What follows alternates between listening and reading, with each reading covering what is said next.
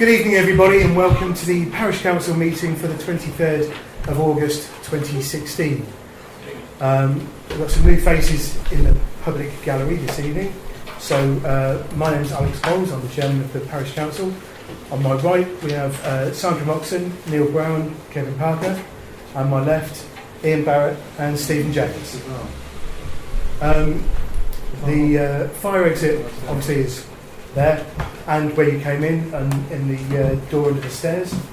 The meeting is being recorded, so if everybody could avoid talking over anybody else, that would be great. And during the discussions, all remarks should be addressed to the chairman. The first matter of business then is the apologies. Do we have any apologies? I've had apologies from Pete to say that he's going to be paid. Okay. That's sort of pseudo apologies then, isn't it? Yeah. You don't need to accept them, no. That's your right. Okay. Any comments on that before we move on? No? Fair enough. Item 3 then is the declaration of interest. Do any members have an interest they'd like to declare on any agenda items this evening? Yep. Dispensation. No. That's acceptable. Anybody? No? Okay. And the second is the members' declaration of interest on agenda items. What? Oh, I've done it backwards. Yeah, no, sorry, yeah, you're right, yeah. Yeah, no, you're absolutely right. I'm an idiot.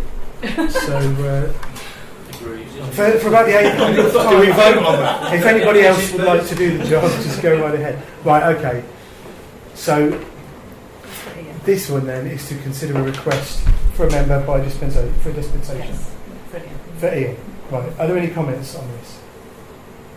This is the dispensation to discuss and vote on community centre matters. Any comments on that? In that case, I'll propose that we approve the dispensation. Is there a second? Steve? Thank you. All those in favour, please. And opposed? And abstentions? Yeah. Thank you. You should vote against.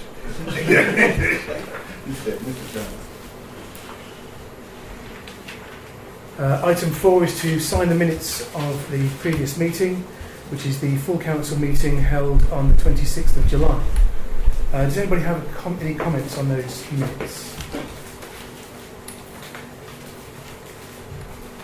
No? Okay. All happy to sign those as a true record then? Everybody? Okay, thank you. I'll abstain because I wasn't Okay, then we'll do it as a proper vote. I propose that we accept those minutes. Is there a second, Neil? Thank you. All those in favour of accepting the minutes? And opposed? Ian, thank you. No, not opposed, no. Sorry, I thought you... I was getting ready. It's my Olympic spirit, Chairman. And abstentions then? Ian and Simon, thank you. Okay.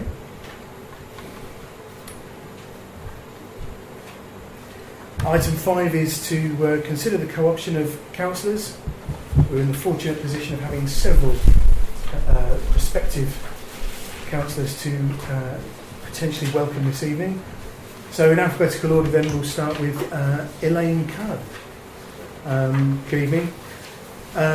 Everybody's had a chance to read Elaine's bio that was sent round. Does anybody have any questions or comments for Elaine? No? No. Did you want to say anything else at this point? No? Okay, fair enough. In that case, would anybody like to propose? Yes, Neil? Fair enough, thank you. And second, Ian, thank you very much. All those in favour then of co-opting Elaine Coe? That's everybody, thank you.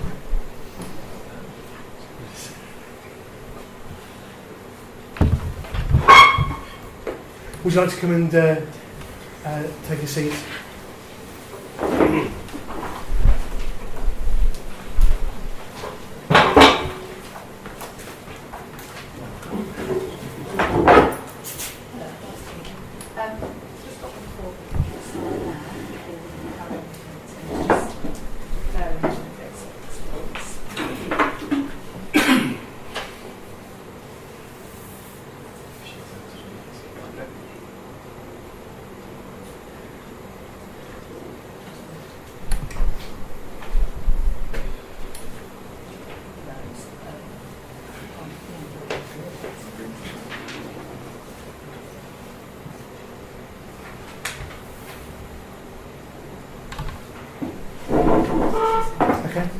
Is it? You're not going to sit down? I was going to say, Fair it's enough. nothing. Okay, the second one then is Stuart Coe. Stuart's here, good evening. Again, Stuart's bio has been circulated. Does anybody have any questions or comments for Stuart, please? No? Yes, Sandra? Sorry.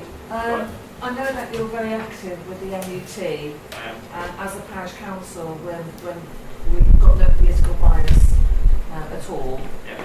And you're comfortable with the fact that there is no political bias. NET has no political bias either.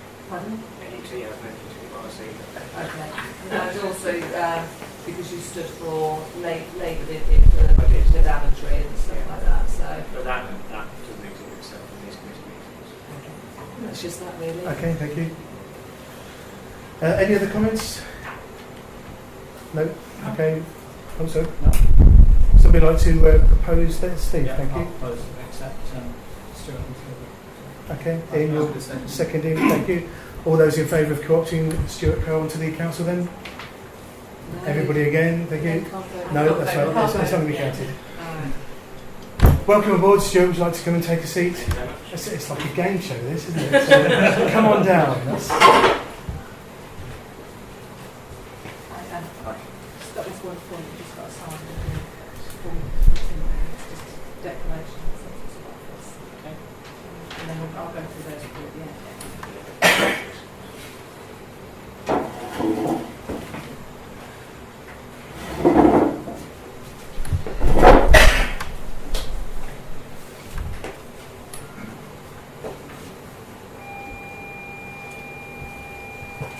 Full language. Just put your name there and your last name. You can sign there, so then I'll sign there. Thank you.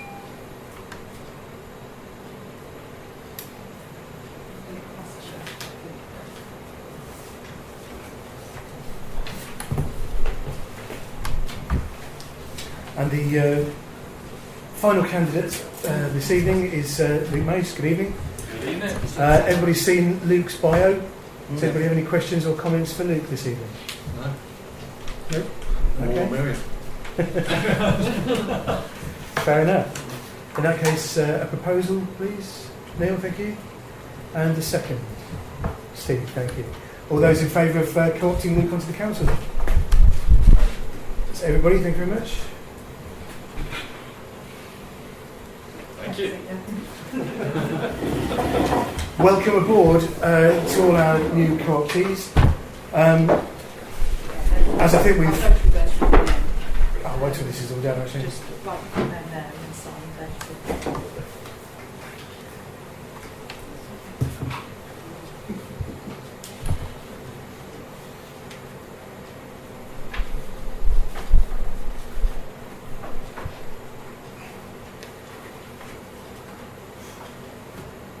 Any spare sets of paperwork for the new councillors, just so that they can see what we're looking at? Yes, I'm sure Emma's got sets. Have you got... I've got sets of everything there.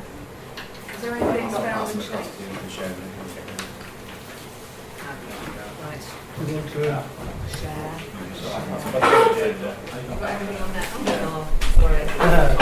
Look and go. It's not something You got all the... What's that? Oh no, not all the paperwork. No, I thought just the agenda. Right, okay. Welcome aboard then to all our latest parish councillors. Training is available, and Emma will be in touch with you to let you know when the next available dates are. You're allowed to participate in discussions this evening, but you're not allowed to vote, as you're aware. And we do assign mentors for the first 3 months. So Elaine and Stuart, Ian has agreed to be your mentor, so if you exchange contact details with him, and he'll obviously help shepherd you through the first 3 months, help prepare you for meetings and so on. And Luke, unfortunately, Peter agreed to be your mentor. He's not here yet. But I'm sure Sandra will help out until she's... 4 minutes. For 4 minutes, it'll be until she's succeeded. Until she is, not she has. Yes, welcome. Thank you. Excuse me, Chair. Yeah. Have we now got a full quota? Or are we still... No, not yet. 12? Two to go. Item 6 then is the public open forum session. If any members of the public wanted to address the council at this point, then they're welcome to. Just a question, really. When we've had previous council meetings, so we've been talking about the car park outside QMP, who have now moved on. It's always been inferred that people, the public, could park in that car park after 6 o'clock at night. And I noticed in your last minutes that you're only talking to the district council about Saturday and Sunday. So I take it that they're not allowed to park in that car park after 6 o'clock. Well, it's worse than that, because in the clerk's report, which we haven't got to yet, but was circulated with the agenda, unfortunately, Daventry indicated that they have no knowledge of any agreement whatsoever, or certainly no record of it. So no documentation for any day of the week can be currently located. Is it possible then for the council at some point in the future, when an owner does take over the building, to negotiate evenings and weekends? Yeah, absolutely. I'm sure they can. You can have to try anyway. The new owners might say no. Well, we can negotiate. Whether the negotiations will The be worst thing to do is successful. say no. No, that's true. But at least we can try, because the parking over there is atrocious. Yes, it is. Okay, thank you. Any other comments at this point? No. Fair enough. Item 7 would be to receive the police representative report, but we haven't received it, so we can't receive it, unfortunately. So the officer who normally sent it out is on holiday. Nobody's done it in their stead. Is that correct? Yeah. So we'll just skip past that. Item 8 is to receive an update from the Neighbourhood Plan Steering Group and to approve the amendments made to the draft plan. Evening, Mike. Good evening. Would it be in order for me to distribute a sort of a sketch which will help take through? Please do, thank you. Yeah, so you haven't seen anything of this may help in actually going through the conversation.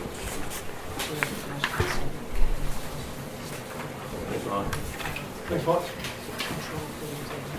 Well, there are 3 unelected councillors, or councillors unelected. No, that's what I'm going to say. 3 of us in the steering group sitting here, as well as councillors on the team itself. So I just want to give you a flavour of what's been happening over the last few weeks. A couple of weeks ago, Bob and I met with the planning committee, and we gave an update at that stage because we felt at that stage. Sorry to interrupt. Because we've got 3 new councillors here, is it possible to give a brief background to what a neighbourhood plan working group is, just in case? I don't know how. 3 sentences. Well, 3 sentences is Yeah. impossible. But let me tell you this. This is the neighbourhood plan. This was submitted to Daventry at the end of last year. It is 4 documents. It is the actual plan itself. It is a landscape assessment, independent landscape assessments, a consultation statement which demonstrated the way that the community bought into the conversations that produced the plan, and the legal documents, the basic condition statements. Well, now those documents have been assessed. Very, very sorry, Mike, I do apologise. Despite it might be thinking of what Simon just said, what's just a 1-2 sentences of the objective of the neighbourhood plan? The neighbourhood plan is about trying to examine the best way to use land in and around the village for development. I say it in that particular way because we have to be positive about development. You can't say you don't want any. You have to demonstrate that you actually have considered what is out there, and to demonstrate that that there is a strategic plan for housing and other developments over the plan period, which is between 2011 and 2029. We tried to examine it on the basis of not just that, on the basis of all the social implications that new housing produces.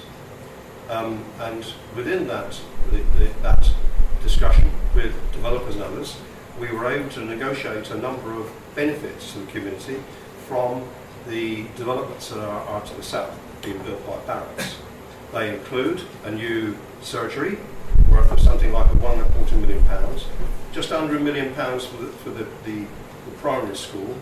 I can't remember the figure for that's been levied for Moulton, but it is something around 600,000, I think. Please don't quote me on that. And additional parking in the behind here, perhaps I'll come on to that later, and also a fund which could be used for development of sports within the community. So that we try to look at a number of things, which includes housing, its impact on the community, and its impact on the land that is in and around the village. We looked at the views, we looked at the confines of the village, we looked at the land sensitivity, and so on and so on. I told you it can't be done in 3 sentences. You're doing well, though. It is a big task, and only, I think, those of us who have been involved in it, we've been working on it for some 4 years, so it is not something that's a small peer exercise. I think, Kevin, how many have been actually approved so far within the district? Maybe 3, 4? 3. Yeah, less than half a dozen. Right? Less than half a dozen. And so it is. We were one of the first to get started, but we took our time because we wanted to get something from it, because we knew that we would be struggling to try and hold back the tide. But nevertheless, we think we've done as much as we can within the legislation. And what I would like to try and do is to say, where are we now? The position is that the plan is nearly at a legal conclusion stage, and as I hung up a few minutes ago, this is where we are. The one that's had to have some modification to it is that one, which is the actual plan, which relates to the policies that the planning committees in Daventry and indeed the Parish Council must use. In fact, it already carries weight now, so the planning committee should be at least aware of its objectives. This is the examiner's report. There are 2 of them. I've only got one of them, but that's a 35-page document. She recommended 16 changes. Those 16 changes, and when you look at it, don't look as if they're all that wonderful, but it meant that Frank had to produce another 16 maps, and the text rearrangements and so on took quite some time in trying to get together. It was only approved, those changes, as at yesterday, so I was unable to provide anything in advance. I do have a printed copy of what where we are at this stage, if you want to have a quick look at it. This is the plan. Anyway, that's that. But the reason why it's important to actually have this discussion now is that we're entering into a fairly critical stage. If I can ask you to refer to your piece of paper, you'll give one there, Peter. You'll be asked questions on it later. Oh. And all the bits you missed. There are a number of legal documents that Daventry Council must produce in order to demonstrate that it can be, the neighbourhood plan can be enshrined in planning law. They have been working with us in trying to update what they call a decision statement, which is actually becomes a public document. That decision statement is placed in front of their senior management committees, both in September and in October. It eventually will appear in the full council in the latter stage. What we have had to do is to produce a modified plan showing the deleted text and its replacement text in different colours. So the due diligence is about, okay, steering group, have you complied with the examiner's instructions? We can demonstrate that we have complied with the examiner's instructions. And I believe Daventry are satisfied with that, but they must still go through the due diligence approach. I have the draft decision statement here. It is not for public consumption because it has to be placed in front of the senior management committee as I say. But nevertheless, it does state that they recommend that it should be taken forward to referendum, subject to that being approved by their senior management committee. So on that front, we've gone through a further hurdle. There's a sting in the tail that I whispered to my colleagues before we opened the meeting, is that once the revised this document, which shows the revisions and the original text together is approved, then we must produce, obviously, the final version, the referendum copy, which is actually taken out all the deleted text, etc., and so on. It then is published, and it won't be published until October 7th, 8th, that sort of time. Now, because the target is for the referendum is the 1st of December, that's what Daventry have described, we've only got a small window in which we can lobby and inform the people who live here that the naval plan exists, and I hope that is supported by the Parish Council, and they should come forward to vote on the 1st of December. That small window expires on the 27th of October. So in other words, there's 28 days before, at least 28 days before the referendum, where we and you are unable to lobby on behalf of the plan. We can inform that there's going to be an election, so there's going to be a referendum, but we can't tell people how to vote. That's the regulations. Well, I don't know if you've seen it, Kevin, Ian, but here is one which is hot off the press, information from the DDC councillors. You can have a copy of that with pleasure. But it actually is very clear about what you can and can't do prior to the referendum. And it means that we have to produce the publicity document for circulation in the period between 7th and the 27th of October and distribute it. One of the things I wanted to come on to is that we need help in financing that, and that was touched on at the planning committee. So because of the time delays and getting Daventry's final approval, I haven't got any costs for that. So I ask you to be nice into the fact that it's really last minute, but at the same stage we are up against certain deadlines that we can't change. The plan at the moment, subject to being able to get financed for that information document, we will prepare something like a 4-page summary, and we will hold public meetings during the month in that window in October, giving people the opportunity to cross-examine what the enablement plan means at that stage. Then, Sandra, you can go into as much detail as you like about the backgrounds of the enablement plan. I can give you the key elements of it, which include that the village confines are set, that the views that were first described in the village design statement and indeed updated, the examiner thought were all worthy of preservation. All the open spaces within the village itself are described as open spaces and therefore should be preserved, even though ownership of them may be in some cases dubious. And that the recreation areas in and around the village will be classed as local green space and will not be available for development unless under very exceptional circumstances, such as improving the facilities on that particular site. Key to us doing that is for the Naval Plan Group, steering group, to be able to continue, because we theoretically have achieved our mandate. What we were asked to do in the mandate of 19th of April 2013 was to prepare the plan. We've done that. But the group felt that we should continue to be able to take it through to referendum. So we asked for the opportunity to do that, and so that we could participate fully in the lobbying. We understand it after all, and so it makes no sense for us to withdraw at this stage in any ways. But clearly we need your sanction for that. We also feel that there is the local district plan, that is what's called the countryside and settlements and countryside development plan. I got that wrong. Countryside and settlements plan, settlement and countryside plan. Either way, part 2A. That will be published in early 2018. Within the naval plan, it says that the plan should be reviewed from time to time, and we think that should be formally reviewed at that time that the district plan is put forward, because we want to make sure that the naval plan and district plan are aligned. We ask for the fact that our mandate should be extended until that time. There should be at least a watching brief on that, so that we can participate and indeed help from time to time certainly the planning committee where there are issues which where this might be of some value.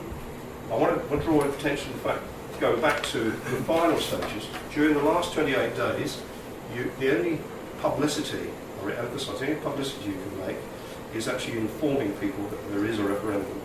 There's a limit, a legal limit to how much money you can spend on that. And should you choose to do that, and that's £2,362 plus £0.059 per voter. Pence, pounds, whatever. I put 9p. That's in this damn document, sorry, in this document. I have a slightly jaundiced view about some of these things. So I'm trying to wrap it off in 303 sentences, but that's where we are. So within that, I come back to the fact we'd like to draw attention to three things. One, that we think the steering group should retain its engagement, certainly through to after referendum. And two, we want to be able to at least be able to in a position to assist in the process and remain engaged once the Part 2A local plan is published, because the plan needs to be reviewed from time to time. And thirdly, we would need to have some findings. I'm aware from the minutes that's coming up later, but I just wanted to I'll flag that. Okay, thank you very much. We've also got approval of the amendments made to the draft plan as well.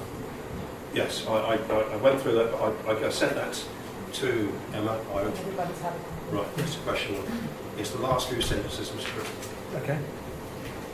Neil? Just a very quick question. I'm conscious that recently a number of members of the steering group are no longer in the steering group. Is that applied any pressure to the steering group? Are your numbers sufficient? No, we've had no. Huh? We haven't lost any. No. Oh, sorry, I had an assumption that David could moved. No, he's still chairman. No, he offered his resignation, we declined it. Fair enough. Unlike the parish council, we've lost no one at all. We haven't lost anyone. Okay. No. Nice. It's been a group. It's been a cohesive group, which is where people have put in, contributed, some a lot, some a little, and nevertheless, it's been a very cohesive and rewarding experience. Okay. Not from a financial point of view, though. Stay corrected. Thank you. Okay, Sandra, yes? I'll try and go through this in some sort of logical order. I mean, you've got here prepared summary. I mean, obviously, it's got to appeal to the public, isn't it? Because it can otherwise be a really, really dry document that ends up being thrown in the bin. So are you going to try and put something together and then maybe give it to a few people for their opinion to see whether or not they are actually interested in reading it or not? Because it would seem a shame to work really hard on a document that is not going to be read, do you know what I mean? And because you're so close to it, you may need a group of people who are completely detached from it to just look at it and go, actually this is really important to us as a community, or actually this doesn't affect me at all, even though it does. That's a valid point, but I think we see no reason why it can't be circulated. But I do say, ask you to remember that we're very limited in what we can and can't say. That the plan is enshrined in already established document. When there are a number of comments back when I sent it around as the steering group plus the chairman and the planning committee chairman, and I put every one of those to Daventry, but only 3 out of the dozen or so that would they accept. So we have to be very careful what you can and can't say. So I'll put it another way. I hear what you're saying in terms of marketing. That's what you're implying. But bluntly, you have to be guided by us in actually what's going to be what are the key points coming out. Okay, thank you. Because obviously, sorry, it's just continuing that point. Oh, right, go on then. Nationwide, do you know how many of these have gone through? That sounds like a different point. No, it's not, because what I was going to say was that if a couple of dozen have gone through and they've obviously done the same marketing leaflet, is it worth looking at those other leaflets to see you know, whether they have Yes. been of interest to the public or not, because so therefore you don't have to reinvent the wheel, do you? You just sort of plagiarise someone else's exciting 4-page document. But it has to and be, make it it our has to be own. relevant to our plan. Yeah, make It's it our own. supposed to be a summary of Yeah. each plan, isn't it? Yeah. What is an able plan? It'll say, what is an able Yeah, plan? yeah. Why is this important? The issues that have been achieved by the able plan, which includes the benefits to the community, but also the actual plan itself, which describes the confines, which have not been set before, let's face it. Outside, it's been assumed that what you see as countryside is countryside. It might be, but now it is. Okay, just for a second then. I'm just wondering whether it might be an opportunity for the Media and Communications Group to work with in the planning group to help them produce that. Well, speaking as a member of the Media and Communications Group, I certainly think it's something we should offer our services, because the Neighbourhood Plan Steering Group is a body of the Parish Council. It's helping ourselves. So yes, I definitely think that should be done. Yes, Stuart. I think maybe the same point. I was suggesting the Brixworth Bulletin. It's not campaigning, but it may be worthwhile using that as a media opportunity for questions and answers sessions or something like that, which wouldn't come into the campaign budget, because it would be somebody else reporting on or summarising it, or doing a question and answer session with the steering group. There's another way around this that doesn't affect the campaign budget. I think that's an assumption, actually, with respect, because it mentions in here what you can and can't do. Publicity includes communication verbally, so you've got to be very careful about. So you couldn't use the Brixworth Bulletin for this? I think you can. I'm relieved they're not here tonight, actually, because this actually remains confidential until the time it's published. So I would have chosen my words more carefully had Claudia been here. We have used the Brixworth Bulletin in the past. We have done that, sir, and they've been very helpful to us. Yeah. We did a full page summary, which appeared on the front page of the Brixworth Bulletin 9 months ago. And we used them for when the questionnaire was formulated, when it was published, the results. They're always looking for copy from us, but because of the sensitivity of the confidentiality is hardly the right word. Now we're talking about openly here, but it can't yet be published because the senior management committee haven't yet approved, and that's what the dilemma is in terms of the process. So you really, in terms of the little 4-page that you're talking about, that there's no way that could be done in time for distribution with the bulletin anyway. No, I don't think it is. I think it'd have to be a separate document. There's no reason why it can't be backed up with material included in the bulletin, but that would be December, isn't it? Next one is December. Too late. But I think we're already too late. So I think we're looking at social media. Yeah, it could be. It could be. Okay. No, I was only going to highlight that the September bulletin would be too early and that's already closed. The December bulletin would be too late and that's not open yet. And the only opportunity would be a special edition, but that might be in breach of a number of rules that are there. But that's certainly something that I can take to the bulletin committee. Well, could I ask you then, is it possible to produce the bulletin slightly earlier than the 1st of December? I would suggest the bulletin itself, no, knowing the time constraints we have from the advertisers and the editorials. However, what I could do is take to we have a working group meeting in a couple of weeks' time, and I could raise a suggestion of the possibility that we could do a special something related to it, whether that fits in with the opportunity, whether that fits in with the confidentiality timing, I don't know, but there could be an opportunity there. Theoretically, and I'm speaking out of turn, so please don't take this as fixed, but theoretically there is money within the bulletin to do so, based from normally we contribute money from a charity perspective at the end of the year. Some of that could be used, but I'm speaking on my own and I haven't spoken to anybody else. And until you tell me if you're happy with that, then you have to let me know that I'm free to discuss it with them, Well, and I will do so. Well, Chairman, I think that then we follow both these points. I undertake to talk to Joe Parry at Daventry to find out exactly whether these opportunities can be used or not within the time scale. That would seem to be a sensible approach. Sandra, did you want to make another point? Yeah, I think it needs to be handed over to the media committee for it to be thrashed out there and just work with the working group just to see what the rules and regulations are, and then working with Neil's committee at the bulletin, and there might just be something that it could be headlined, Brixworth Bulletin, but it could be some sort of interview style or whatever, but just to try and make people read it rather than throw it away, because the last thing that anyone wants is for an important document like this to be thrown away. So it needs to be eye-catching. So I think that if we can go into some sort of partnership with the bulletin, it could still be your four-pager, but instead of Brixworth neighbourhood plan, the header could be Brixworth Bulletin. It needs to be eye-catching, otherwise I think it's just going to end up in the litter bin. Well, But I think it might be a media. Okay, I certainly don't think it should be handed over, but yeah, absolutely. I think the Media and Communications Committee has got a meeting in a couple of weeks, 2 or 3 weeks, and if we can do something together and help get the message across more strongly, more widely, or anything else, I think it would be foolish for the left hand not to know what the right hand is doing. Agreed. Kevin? Yeah, thanks, Chair. The only thing I just would suggest is that let's be careful.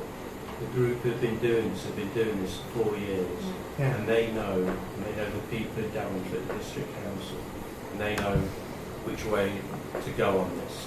So let's be careful we don't trip ourselves up at the last hurdle, and we listen to them to tell us, not the other way around. Yeah, Because we elected them to do a job for us, which they've been doing for 4 years. Thank you for that, Kevin. Can I, Okay. Joe, vote against it? I can ask that one of the issues is the mandate. Do you approve that we continue in the areas that I've requested? Well, that's actually we've got 2 agenda items, and that's actually the next one. So we're All right, sorry, Chair. dealing with I have this ideal that we're doing all the talking now, and then we're just going to rattle through and do all the approving. But we'll see how that goes. Does anybody have any other comments they would like to make at this point? So we've got a number of proposals on the agenda then. First of all, would anybody like to propose that we approve the amendments made to the draft plan? Neil, thank you. And a second, Steve, thank you. All those in favour of approving the amendments, then please. That's everybody, thank you.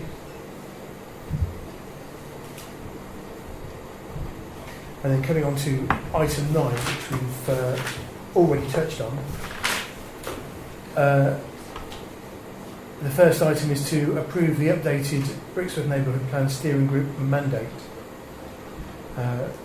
and to allow the Neighbourhood Plan Steering Group to remain engaged to review the plan at key times in the future. That's all part of the same mandate, isn't it? It's not the first one, it's all one thing together. Does anybody like to make any comments on that before we go to it? Yes, Neil? Only, do we have a statement of the proposal yet, or are we looking for... The proposed mandate was circulated. Yes, it was circulated with the agenda. It's that's right, yes. Yep, my apologies, I had to pass my paperwork over there. So I'm relying on Sandra. All dangerous.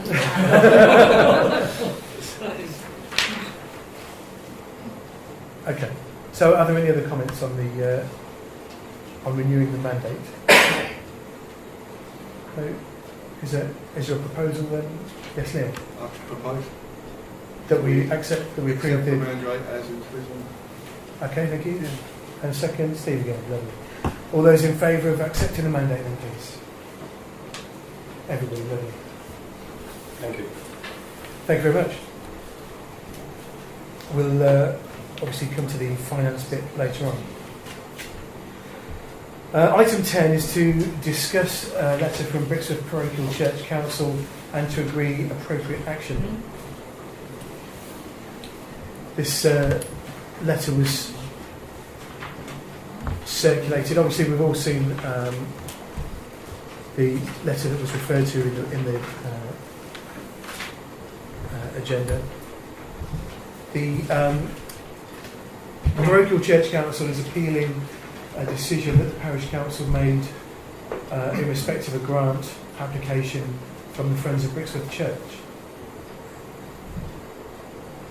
Does anybody have any comments on this, first of all? Neil? I do. Well, no. No, go Stephen ahead. needs to hand up first. Yeah, but I saw you first. Okay. My only comment is rather do we want to spend too much time dissecting it? We are aware the Parish Council made a decision in good faith based on the information that they've got, which up until this point is still valid.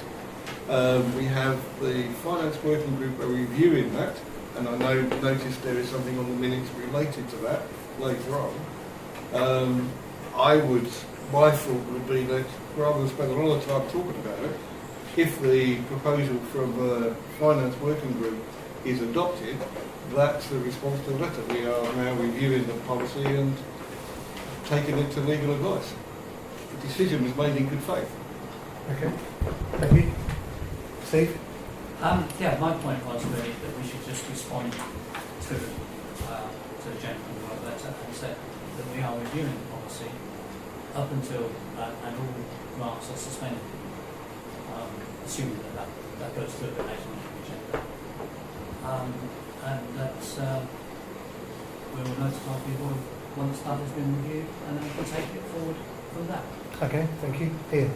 Now, if we're going to review the policy, that's one issue. The second thing is that they have asked for an appeal. Now, we haven't got an appeal mechanism, I don't think, as such anyway. They would probably have to re-present or reopen the case legally, I think. So what are we actually going to say to them in respect to their request to appeal? Are we going to give a direct answer or no legal answer? Okay. Yes, please. It wasn't, if you remember, it wasn't just turned down because on the religious grounds, that was the main reason. It was also because they had produced the accounts and the quotes, so there's a number of things that got to be right. So that wasn't the only reason it was rejected in the first place. Sure, okay. Right, okay. I mean, my feeling on this is that we... Sorry, did you have your hand up again? Is everyone confident we acted in good faith? Yeah. I think everybody can only speak for themselves in that. I certainly am confident that I do. I'd be surprised if anybody wanted to say otherwise about themselves. Are you not confident then? Through the chair. Yes, through the chair. Is Councillor Barrett not confident that we acted in good faith? I don't think that's what he said. Did you want to... I wanted to make sure that if this goes further, if this is taken further, we are confident that the position that we took was a defendable position. Okay. No more, no less. If we're sure and we're confident of that, that's fine. Fair enough. My view on this is that considerable amount of time and effort went into preparing the grants policy. At the time, we believed it was the right thing for the right reasons. We've since received information that it may not have been, and we may have left ourselves open to accusations of discrimination. So, at the parish council meeting at the end of July, for this reason, we agreed to review the grants policy. I think if we respond to Mr. Farrow and say that, basically, and say, we don't have a mechanism to accept appeals. However, we are aware that we may be legally compromised, and we're looking to review and rectify the grants policy, at which time, or after which time, the Friends of All Saints Church Can we apply? would be welcome to reapply. Based on the rules and regulations of the grants policy. Yeah, at that time. and also highlighting that although the minuted reason was because due to the perceived religious focus or discrimination. That's the thing that was minuted, but it's not the only thing that was No, discussed. that's the only thing that was limited, and that's Sorry, we've got a point of order. Point of order, Chairman, I believe that's not what was minuted. What was minuted was it was contrary to policy. It was said in the meeting it's religious. It's on the tape saying it's religious, but I believe, and I'll check for you, Okay. the reason we put simply was it was against policy. Right. The way where religion crept into it was in the discussion. That's still part of the record of this council, but it wasn't actually printed. No, it wasn't printed in the minutes, but it was printed in. It is available for people to listen to and realise it was said, yes. Yes, and it's. That's a moot point I'm making. It was widely reported as the only reason on social media as well. So yes, Neil. Yes, Mr. Chairman, it was just to clarify that from me, what was minuted is the important bit. I agree that the audio recording is a record of this meeting. The minutes of the meeting are what's there, and that's what I wanted to check was we didn't give the religious grounds as the only reason in the minutes. Okay. If we had it as the policy, as contravening the policy at that time, then I feel more comfortable that we are on a stronger basis because that was our policy at the time. Fair enough. If that's what the minutes say, I apologise for muddying the water. Yes, could you? It was approved that the parish council regretfully rejects the application as it contravenes the parish council's policy. Right. Okay. So, but as you're saying, Chair, people are just choosing to select one aspect of the why they were rejected rather than second time no up-to-date accounts. That's all right. the Yeah. other things that we discussed. Yeah. But at this stage, I think the most important thing is to say, we're aware that our grants policy needs reviewing. It is currently actively being reviewed, and we could even offer to let them know once it's done, and say, we'll let you know when the policy is reviewed, and at that point you'll be welcome to reapply. Yes, Stuart. There's some scale on that to offer. I mean, it's important when you're giving that feedback that they've got some idea when this might be completed by. Yeah. So. When you say that the policy is being reviewed, I thought that the issue was the eligibility criteria appeared only on the application form and not also within the policy itself. So that was one of the issues. I missed the July meeting, so I think it's on update. That's not update. Yeah. That was one of the issues, but also there is an agenda item later. Yeah, I think there is. Okay, so Which is going to update It's us. going to be more thorough. So it would seem then the most sensible option then. I mean, I don't suppose the finance working group has any idea of how long it's going to take. No, I mean, obviously when we get to it,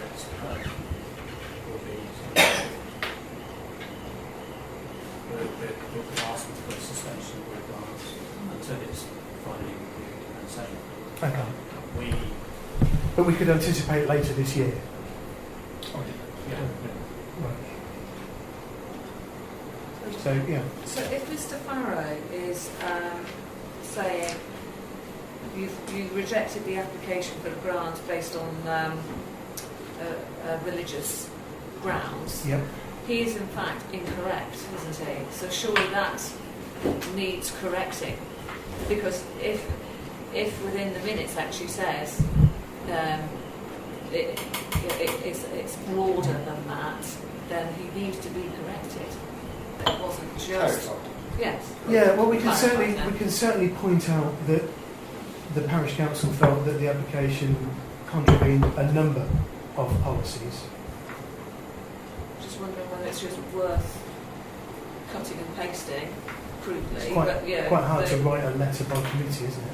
Yes, It is. Ian. I think it's worth remembering that minutes are not a verbatim report No. of the meeting. And it's not reasonable, not being unreasonable, but it's not reasonable for everything to be written down. Other things are said quite often which don't appear in the minutes. It doesn't mean to say they're not part of the record of the meeting. Sure. As long as they've got a tape, that word religion is there. It may be one of many reasons, but you only need one to possibly lead us into difficulties. Yes. That's my concern, Chair. Okay.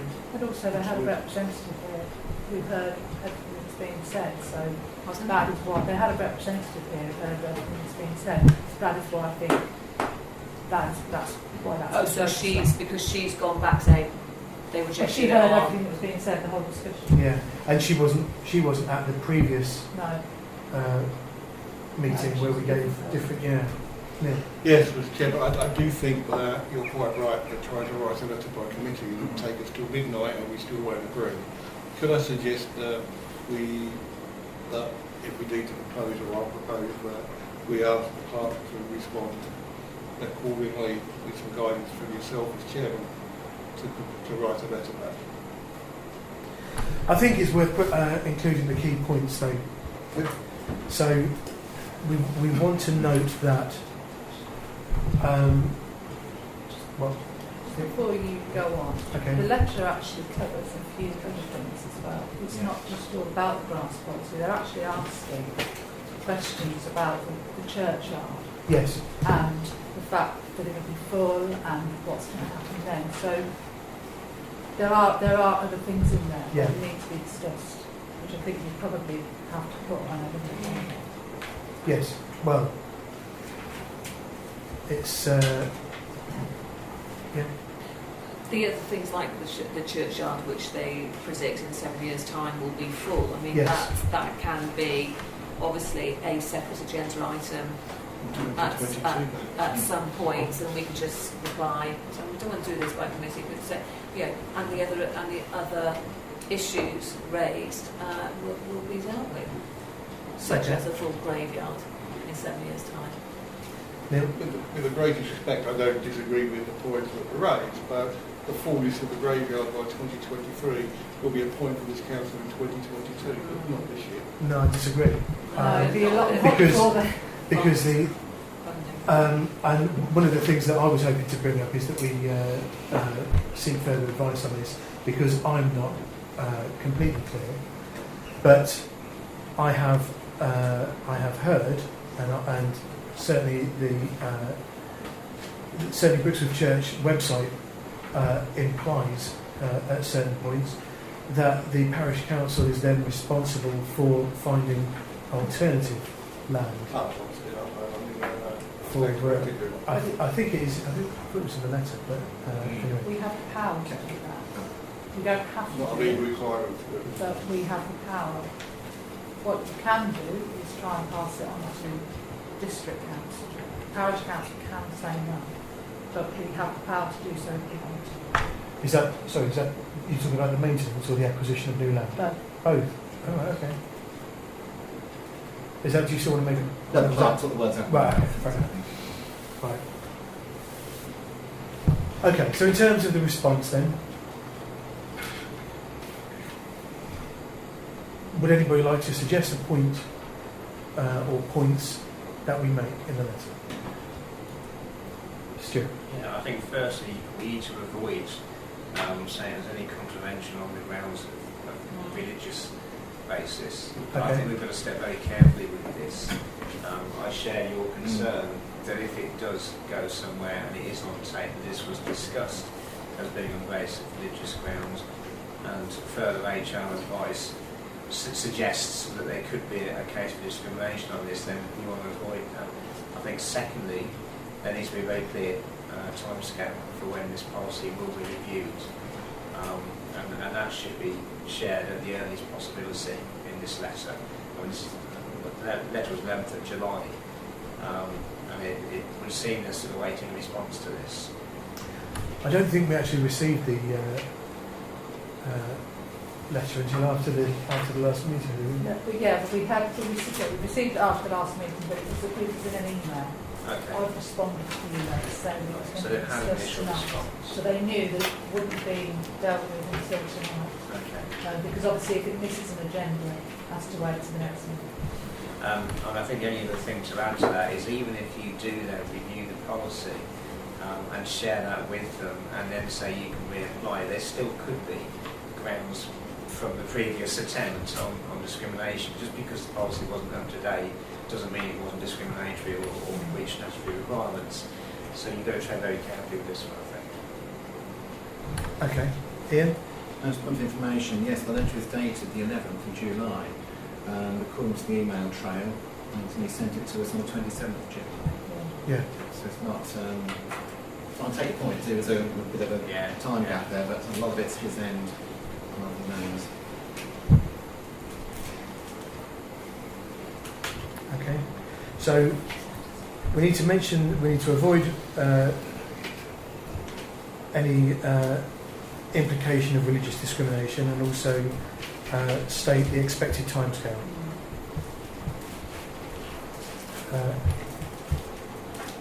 Anything else? Do we want to list any of the concerns the parish councillors had, like the fact that it was for ongoing maintenance rather than a special project? Yes, that's all very relevant. It clearly states in our policy that it's not to be for maintenance. We reluctantly rejected it on the grounds, on several grounds, not just a bit we can't talk about, because they hadn't presented the paperwork. So I think we've got to, in self-defence, we've got to sort of raise those. Yeah. Okay. Excuse me, Chair. Just 1 second. Yeah, no. Yes, Sandra. Because their original application, which hadn't been signed, didn't have, we asked them, we said you still haven't got 2015 accounts, Yep. and we're now looking at August, September, and we still haven't got the accounts. This was back in July. Yep. And I think that's really, really important. And their running costs, because if they've got, any organisation has more than 2 years running costs, they are not eligible for a grant. And they were £100, right, and that is really, really close. So it'd be very interesting to see what their 2015 accounts are and if their running costs run over the 2 years. Okay. And these are things that we discussed with them. Yes. So Okay. none of it is a shock. No, that's right. Ian. Be very careful, Chair, between things we discussed and things we gave as a reason. They're distinct. We may have discussed things, but they weren't given as a reason for refusal, then it's not so relevant. We gave it as a No, reason absolutely. for refusal, that's the crux, that's the main point we're on. So if we said, for example, that your reserves are too high, if we gave that as a reason when we proposed the motion, that's fine. It was just someone said it was a throwaway remark, it wasn't taken up, I'll be a bit more worried about mentioning it.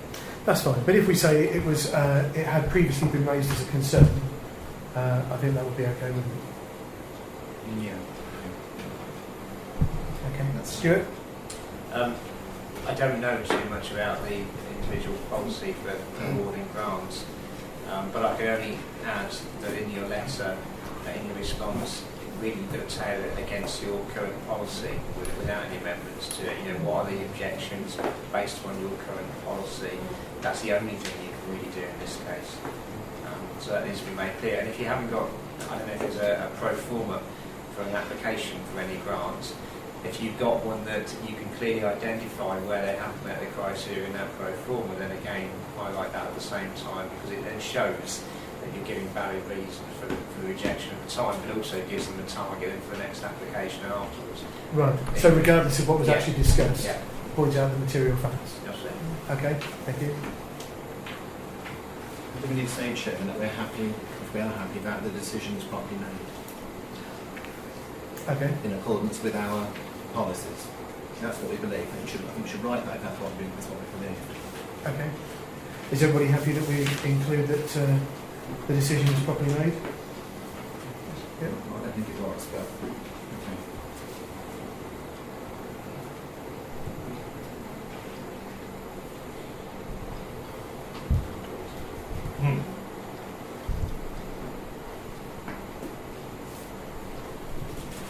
Okay. So are there any other comments then? Yes. Nick? Can we ask Councillor about what his reasons are why he thinks he wasn't complimented? Do you want to respond to that? Yeah, it's I think, because I've yet to have it confirmed. Sorry? Christoph, can you repeat that? I believe there may be some irregularities in the way it's decided, but I said I think rather than I know, because I'm still waiting for further information. Okay. Yeah, I can tell you, if it makes, I'm going to be evasive at all, I can tell you broadly what my concerns are about Yeah, it. I'd like to know your suspicions. My not suspicions, because that makes out of something not done, that's underhand. Well, just because it's yet to be clarified or yet to be... Yeah, what I'm concerned about is in the same meeting, money was made available in the form of a grant in kind, if you like, to another religious organisation who do excellent work in the village. It was made, equipment was made available for their use. And yet it wasn't for the church, and I think there may be a parallel between the two. That's my concern. So my understanding on that, Ian, is that the money is for the community centre, not any groups that use it. Well, it's for the use of the information centre, isn't it? Which is a project Which ostensibly run by the parish council and BCF, Exactly. and which, as far as I'm aware, the parish council has done nothing towards for a long time. That's right. Okay, so that's for the community, not for any particular religious organisation, I would suggest. So, yes, Steve. Just to answer Councillor Barrett's point, we did look into the agreement on the information bonds, and the agreement does state that the cost should be applied to the parish council. Okay. Rather than, sorry, Chair. End of. Yeah, that's what it says in compromise. We should make the cost, because we double checked on That's the benefit, I'm talking about benefit rather than the cost, but let's Okay, fair enough. Yes, Simon. So, are we saying that because Brixworth Parish Council is meeting the telephone No, we're not. costs, if, No, it was a concern, but I personally don't believe. because the information, the information centre isn't a religious organisation. That's right. So I can't Okay. understand why there is this thing about It's, we gave money to a religious Yeah, organisation, unless okay. I've missed some sort of point here. there's no need to milk it though, is there? No. Okay. The Yes. friends aren't religious either, hence the parallel. Yes. Okay. That's all, and I'll leave it then. Fair enough. Thank you. I'll Yep. just clarify, the agreement, Yeah. the information point is between the county council and the parish council. Right. Okay. Okay. Thank you. Are there any other comments? So this particular letter then is going to avoid any mention of religious discrimination. It's going to state the timescale expected in reviewing the grants policy. It's going to mention other concerns that the parish councillors may or may not have raised which contravene the grants policy, such as the fact that it was for maintenance rather than a particular project, and the fact that up-to-date accounts have not been provided. And it will reiterate that the decision was made with the best intentions. I propose that that the clerk and the chairman together draw up that letter and send it to Mr. Farrow. Neil? Thank you. All those in favour? And opposed? And abstentions? He has abstained. Sorry, Simon, were you No, I on think before? I Yeah, had, sorry, I had.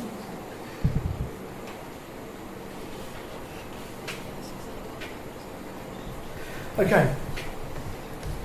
Item 11 then is planning, the first of which is to receive the minutes from the planning meeting held on the 18th of July.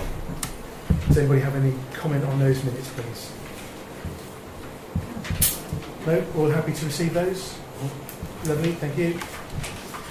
Item B is to receive the planning refusals and approvals for July 2016, which again was circulated with the agenda. Does anybody have any comments on those? We're happy to receive those then. And item C is to agree attendance to the CPRE Northamptonshire AGM on Monday the 12th of September at 4:30 p.m. at Lingswood Environmental Centre. Did you do that last time, Steve? I did go there last time, yes. Did you want to do it again? More importantly. I must say the best part of it was the glass of wine at the Okay. Yes, I can. You will? Okay, thank you. Anybody else? Well, happy for Delighted. Stephen to represent the Parish Council? Absolutely delighted. Lovely. Thank you very much. You get there for 4:30. Item 12 then is finance and administration. First of all, we've got the bank reconciliation as at the end of July. Does anybody have any comments on the reconciliation there?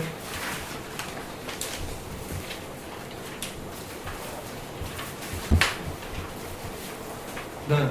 Okay. We're all happy to agree that then, or to receive that? Yep. Lovely. Item B is to receive the report on the Parish Council reserves. Neil? Only a very, very simple question. I did read the rolling budget. It did certainly look to me like all the transfers for the earmark reserves have been done. But just to confirm from record perspective that has been done for this year. Thank you very much. Did you want to make a further comment, Steve? Yes. They have been moved to accruals because if we move them as spent, we can't do anything about it. So we've moved them to accruals because some of them have expenditure against. Yep. So then we're putting... Is this on the rolling budget? Yes. Yeah, Should we wait till the rolling budget? Yeah, no, I was just explaining... It was answering my Okay. question. I was asking Fair this enough. question, so Okay, it okay. hasn't been totally moved. Fair enough. Everybody happy to receive those the reserves report then? Lovely, thank you. Item C is to receive the clerk's report. Does anybody have any comments on the clerk's report? Yeah. No? Okay. Yes. Sandra? Sorry, have I read, was it the clerk's report that I read about removal of some of the play equipment at St David's? Where Yeah, there's no removal. I thought the horse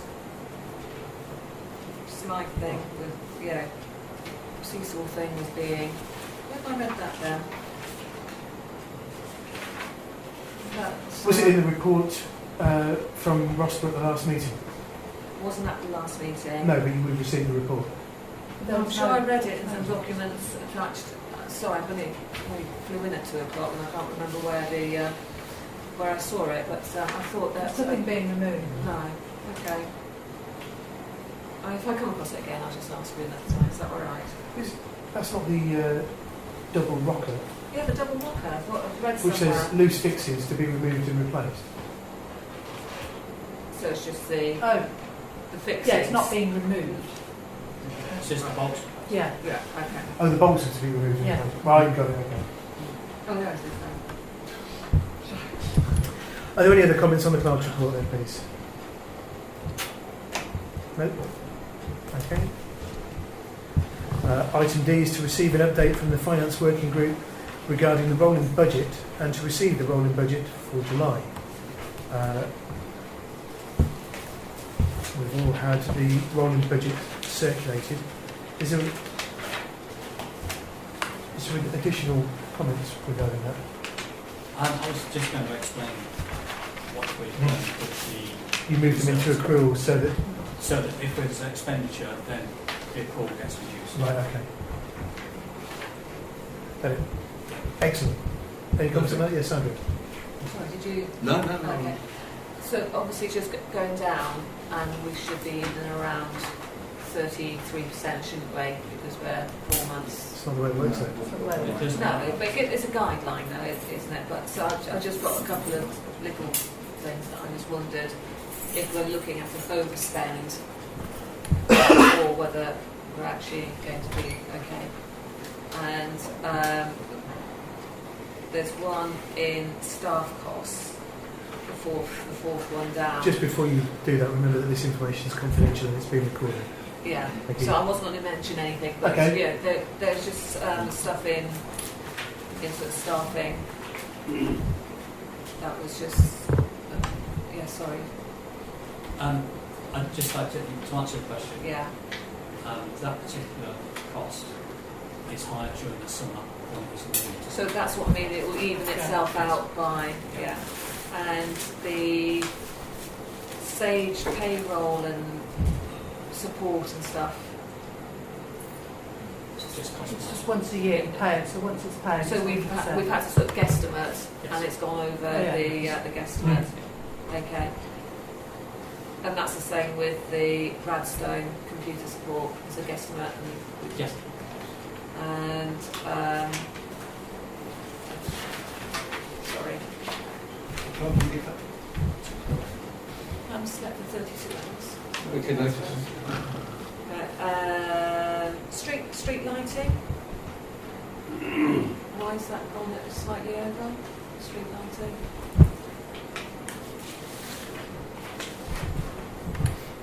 That's Was just there a cost. fault or something? Was there a fault? So it's paid a fault, paid for a fault, Yeah. there's a cost for that. So, And maintenance on the village Didn't enhancement. say over. Well, it's. Over 33%. Oh, I Yeah. thought you said it's over 100%. No. Oh, no, I think you said no. it overspent. No. And then on the maintenance there, that's over 50%. I just Which wondered. one's that? Maintenance, village enhancement maintenance and ground maintenance. Well, generally that gets done during the summer. Yeah. So again, it's that, it will even itself out, and that's going to be the same with the grass cutting as well. Okay. Okay, any other comments on the rolling budget then, please? Lovely, thank you. Item E is to receive an update from the Finance Working Group regarding the auto-enrolment pension scheme. Are you taking this, Steve? Or? Well, no, Emma? I did send the update out. to everyone. Oh, sorry, yes, that's Where it true, was. yes. So there's nothing else to add on that? No. Okay. Are there any comments on this then? We're happy to receive this update. There's also a proposal on Yeah. same line.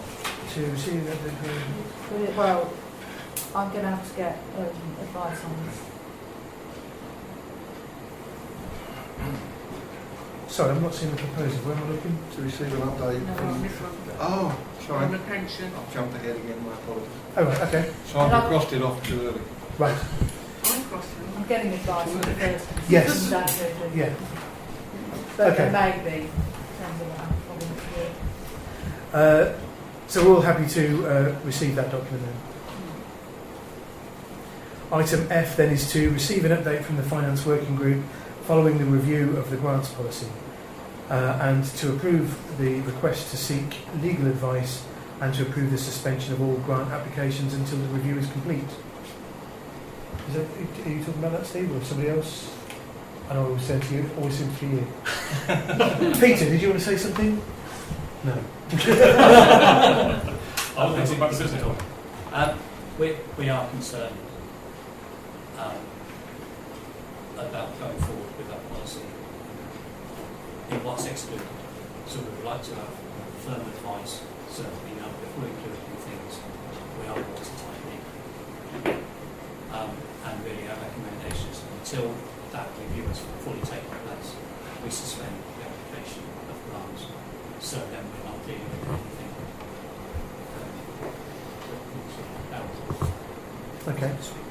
Do you know what it's going to cost to seek legal advice? Okay.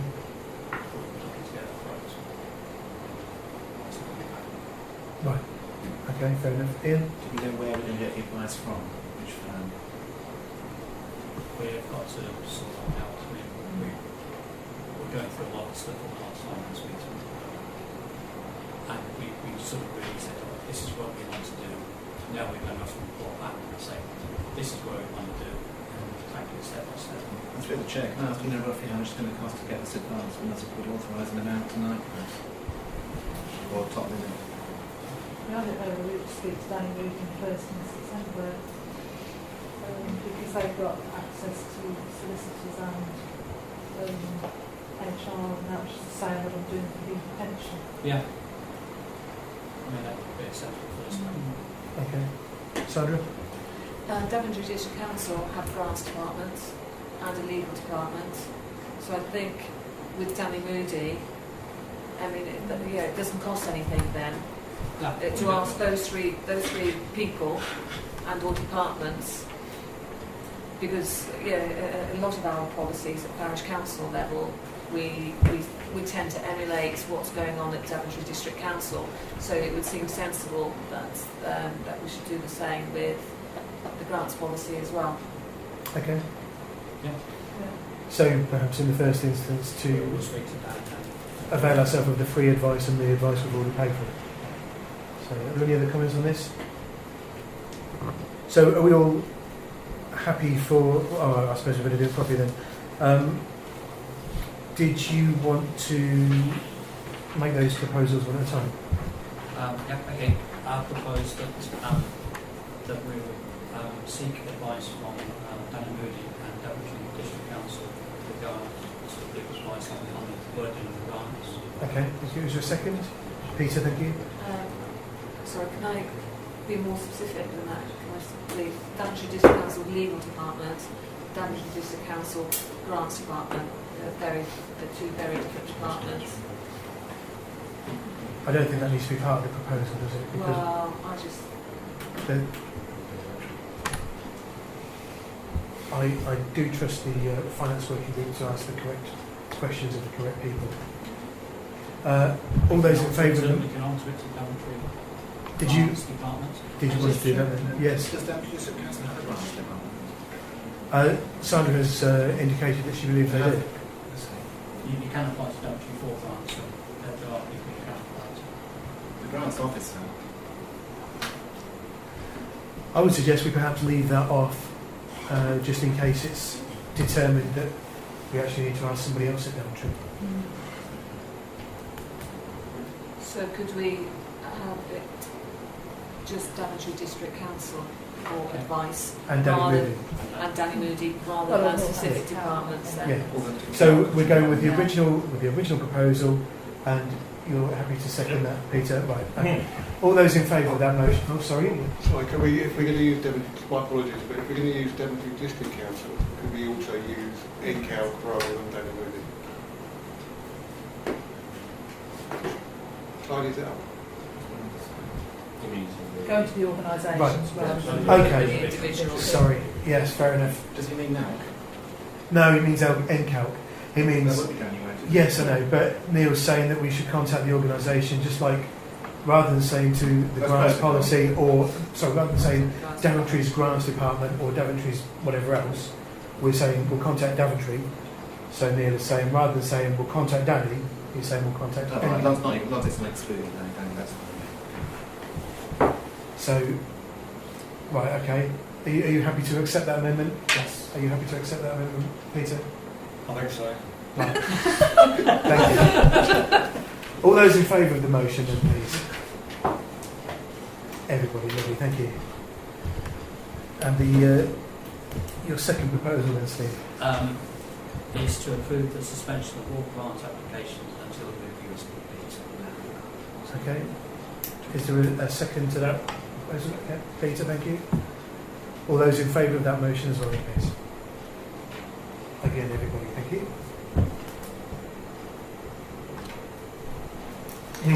Item G is to receive an update from the Finance Working Group regarding the business plan.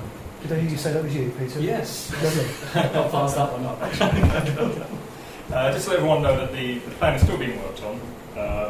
It's still work in progress. We hope to bring it back to the next meeting in September, completed for review and acceptance. There is an aspirations list in there of things that the council would like to do over the next 4 years, which haven't really been added to very much. We've come up with a few of our own ideas and adding those to it. So between now and the next meeting, if anybody has any ideas that they'd like to add to our list of aspirations, we'd like the council to take on over the next 4 years, just let us know. Through the clerk. With a plan. Okay. Lovely. Neil. If there were some ideas that might sound good at the time, but following research after a couple of meetings that may take place in the future, make it become irrelevant, we put something on and take off. But, short place of time. Well, it's a work in progress. I would imagine. I didn't want It's to not waste set the in time stone, by no. submitting something and then 2 weeks later saying forget it. No. No, it's an aspiration, Yes. so that this is the sort of thing we would like to do, and if it's unaffordable or unworkable, then it can be done. Okay, Simon. Could either Peter or Stephen explain to the three new councillors what the idea behind a business plan is? Yes. Well, I would suggest that the best thing to do in the first instance, I mean, obviously the new councillors will need to receive quite a bit of documentation to bring them up to speed, and the draft business plan would be just part of that. And obviously they've all been assigned mentors, so hopefully the mentors will be able to guide them in the first instance, I would say, unless anybody else has got any comments. Nope. Lovely. Okay, are there any other comments on the business plan update? Okay, thank you, Peter. Item H is to approve the... sorry, no, it isn't. Yeah, it is. Item H is to approve the expenditure for printed copies of the Brixworth Neighbourhood Plan final draft and associated literature. This is a number of copies, isn't it, of the draft, and then the associated literature is the 4-page document that you were speaking about earlier on. But we're still awaiting costs. Yes, I apologise, because clearly we need that. But I can only give guesstimations. My guesstimation for the printed copies of the plan itself would be around £500. For the policy leaflet or leaflets, I am getting close. I undertake to actually get that and present that through my colleagues for the next meeting. Is that going to be enough? Sorry, my apologies. I was going to say, will that be early enough? The answer to that is yes, because I think in principle you've got no choice, because if you're going to do it, if we're going to spend money, I think in principle you've got to just allocate it, you've got to agree it. We do have an allocation of funds we've never taxed. It's in the budget, some £6,500 I think. We've never touched it. We've always used grant funds from external sources. All we're asking at this stage is, can we now have access to some of that money? It'll be kept limited, and in the planning meeting we guessed it may cost £500 for the printed copies, essentially for each councillor and member of the steering group and other information areas, and less than £2,000 for the policy. That's what we're expecting. I'll get an accurate cost. We need to work out exactly what's going to be, how many pages this publishing document will be. Our guesstimate is 4 pages. That's our target. What happens if we can do it in 2 or even 5? Who knows yet? We still have to evaluate that. Okay. We've actually got 7,500 set aside purely for the neighbourhood plan. Right, okay. I think we're not using that on anything else, it's restricted to the neighbourhood plan. Well, then the question is, do we want to pre-approve a sum in order to facilitate the printing of these documents in a timely fashion? Neil? I would propose that we approve a sum. We have £7,500 earmarked in the budget for this, for the neighbourhood plan. We have asked the neighbourhood plan to take ownership of this for the last 4 years. They let them have the ownership to decide what they need to get. I'm sure they're not going to overspend. We've been asked them to have responsibility for it so far. They've been extraordinarily frugal so far. They have. I would have no doubt. I would be stunned if they spent £7,500 as a printer. Okay. That's carried over from last year anyway. It's carried over from last financial year. Isn't that what it is? Yeah, so that's grant. They've had grants, yeah. Ian? Chairman, we've got £6,000 in earmark reserves. I'm looking on the earmark reserves list and can't find it. Well, we have a list of earmark reserves, we haven't got it on that rolling budget. It's not the rolling budget. Not on the rolling Is there budget. stuff that's not on here then? No. But that's just the budget, isn't it? It doesn't haven't reflect got the accounts and the reserves. Yeah, you haven't got the individual reserves. From previous years? No. So Okay. I propose that we allow access to the funds that have been allocated. Okay. I think it would be wrong of us to put a restriction on that. It's they do the job. Fair enough. I'm supposed to be given access to the funds. Is there a second to that motion then? Yeah. Peter, thank you. All those in favour then of allowing the Neighbourhood Plan Steering Group access to the funding that the Parish Council has put aside for that purpose?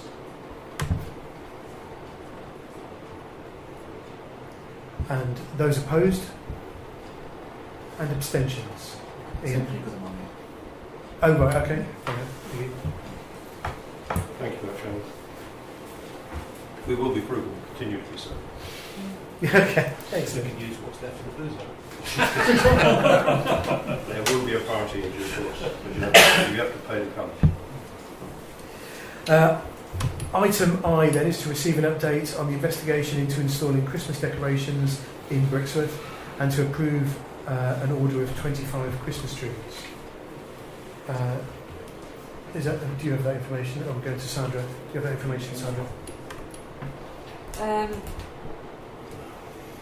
We've had a really positive uptake on the trees, but I've been away for over 2 weeks, and so we're waiting on some responses from Jackie, and she's obviously not here tonight, and I haven't heard from her with regards to the remaining businesses.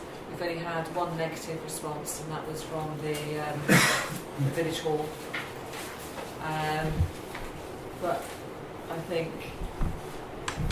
we can only go ahead with it if everyone else is 99% of organisations are happy, and I think we can take that as a sort of a thumbs up.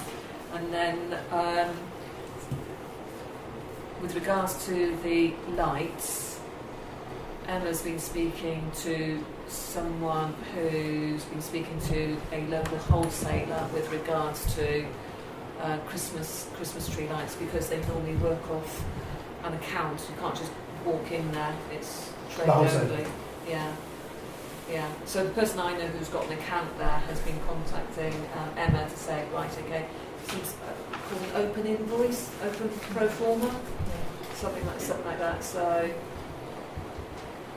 and I couldn't put my hands on the paperwork right then when I got home, but I think the lights are anything between £12 to £15, including VAT or something like that, wasn't it? £375 plus VAT, 25 sets of lights, and 25 Christmas trees at £899.75. It's about £1,100. Sorry, 800 and what? Sorry, Tell me the price for the trees, 800 and... £899.75 with a delivery cost of £21.99. So the total cost for Christmas trees to be delivered is £921.74, and the Christmas lights are £375. Okay. So, And do the trees include the Yeah. fixing Yeah. buckets? Oh, okay. And we've now allocated storage for the trees Yeah. in the shed, yeah. and it's not going to interfere with anything else might No, need the shed no. for. Okay. And with regards to installing them, I think I might have found someone who will do it as a volunteer. But I think we just need to look at liability insurance. And I'd like to do sort of before and after photographs so there can be no accusation that, cause water problems or something like that, moisture problems or plaster problems on the exterior. Okay.